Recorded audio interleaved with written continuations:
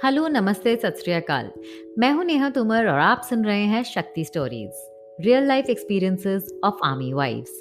कुछ ऐसे किस्से कहानियां जो आपको बताएंगे कैसी होती हैं आर्मी सोल्जर्स के परिवारों की जिंदगियां।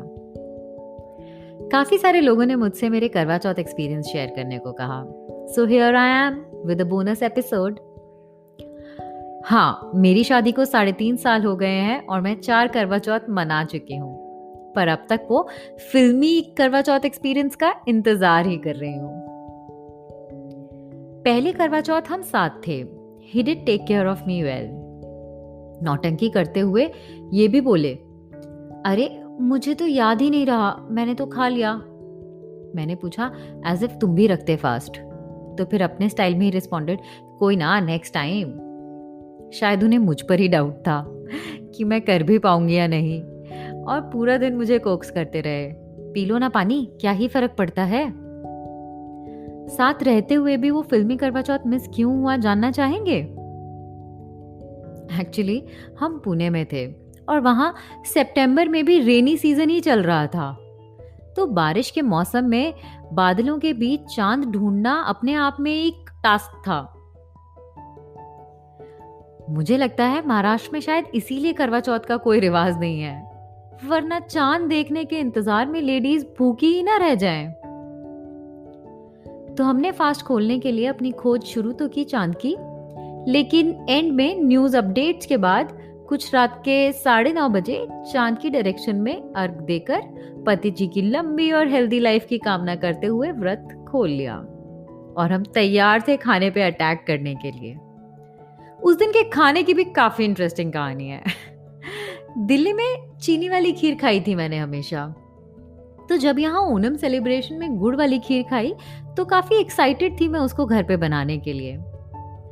पर अब खाना बनाने में मुझे कुछ खास एक्सपीरियंस तो था नहीं, कुछ महीने ही तो हुए थे गृहस्थी संभाले हुए, तो काफी हिट एंड ट्रायल चलता था अक्सर घर पे। तो जब उस दिन मैंने गुड़ वाली खीर बनाई तो गुड़ चलती गैस पर रखे खीर के पतीले में ही डाल दिया, और पड़ोसियों को भी अनाउंसमेंट कर कर आई थी मैं, खीर बन रही है, जरा आप खाना कम खाना। और जब वापस आई और देखा तो खीर फट चुकी थी, क्योंकि गुड़ हमेशा खीर में ठंडा करके डालते हैं। काफी महंगा पड़ा मुझे ये कुकिंग टिप।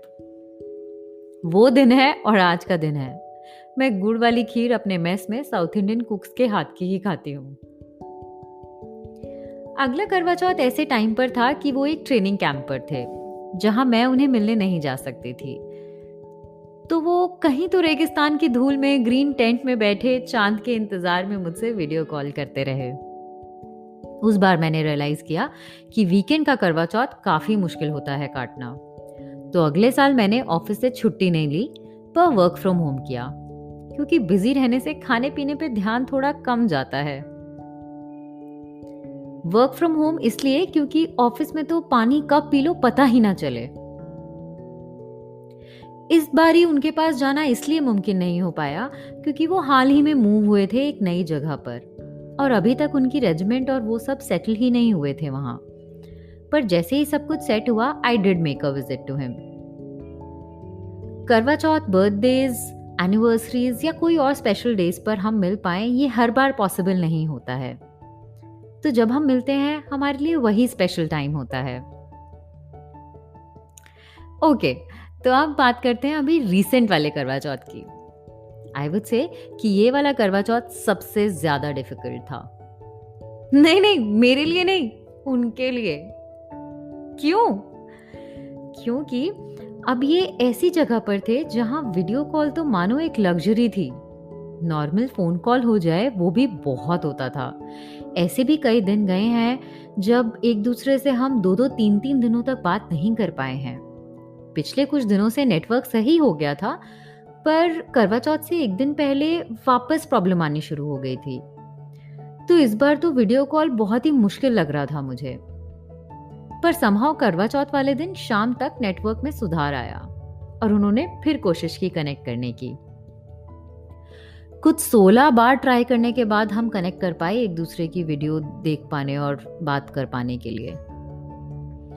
और ये 16 तो वो नंबर है जितनी बार कॉल कनेक्ट हुआ मुझ तक। आई एम श्योर डीजे के एंड पर तो उन्होंने कोई 50 बार ही ट्राई किया होगा, तब जाके 16 बार कनेक्ट हुआ होगा।